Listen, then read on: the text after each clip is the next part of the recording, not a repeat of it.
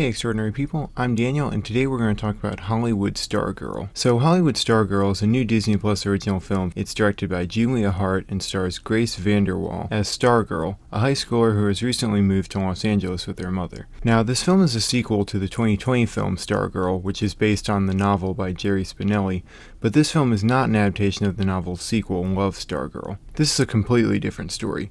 Now I haven't read either of those novels, so I don't really care much about that, but if you're a fan of those books and you're expecting this to be an adaptation, then you might be a little disappointed. You might also be disappointed if you're expecting this to be a good movie, because in my opinion this is not a very good movie. However, before I talk about what I didn't like about the movie, let me just go over a few things I did like about it. First of all, the cinematography and visual design of this movie is very good.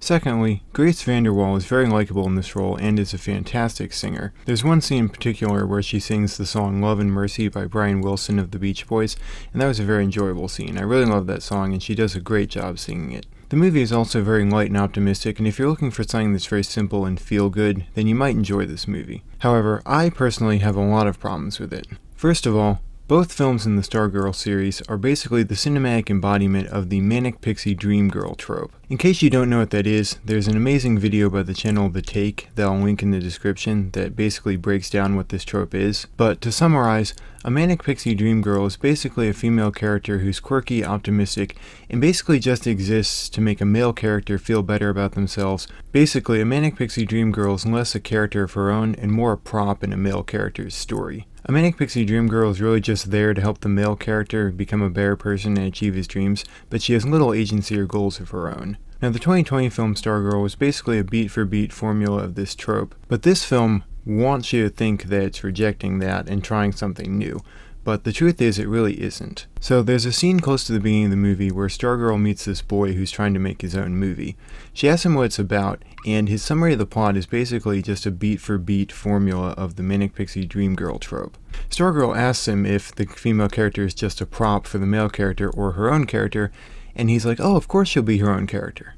Almost like the movie's trying to tell you, hey, this is what we're doing. Honestly, this scene just came across to me like the movie was just desperately trying to tell its audience that, hey, this will be different from the last movie. But it really isn't. Stargirl still isn't a three-dimensional character. She's still really just a prop at the end of the day. Stargirl never develops as a character. She never learns, she doesn't grow, and the reason for this is basically because she's perfect. She's a perfect, flawless human being who inspires everyone around her to be their best selves simply by virtue of her mere existence. She has not the slightest hint of any human foibles or flaws. When she's told her new neighbor is irritable and grumpy, she immediately is kind to him and immediately wins him over. When she performs at an open mic night for the first time, she shows not even the slightest hint of anxiety and gets the entire crowd to sing along with her. When she needs anything throughout the story, she can literally just go up to someone and ask for it, and they'll be more than willing to help her with whatever she needs. Basically, she faces no significant obstacles or challenges throughout the story. And because of this, the movie becomes so bland and straightforward that nothing really happens. There's no conflict, there's no tension, there's never any doubt that she's going to achieve whatever she's trying to do. I really shouldn't need to say this,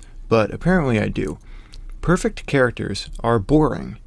They're not relatable, they're not believable. And as uplifting and inspiring and optimistic and feel-good as this movie wants to be, if it doesn't have any substance to back it up, then it's really meaningless. No matter what this movie wants you to think, it is still being a Manic Pixie Dream Girl story at the end of the day, and that is really unfortunate. I can tell the filmmakers were trying to make something that was uplifting and inspiring, but this film is so devoid of substance that it undercuts its own message, leaving nothing but a glittery, hollow shell. On a scale of 1 to 10, I'm going to give Hollywood Stargirl a 4. Alright, have you seen Hollywood Stargirl or the 2020 film Stargirl?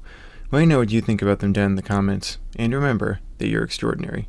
I love all of you so much. Bye. 'Cause you're extraordinary. Yes, you know it's true. Extraordinary. That's why I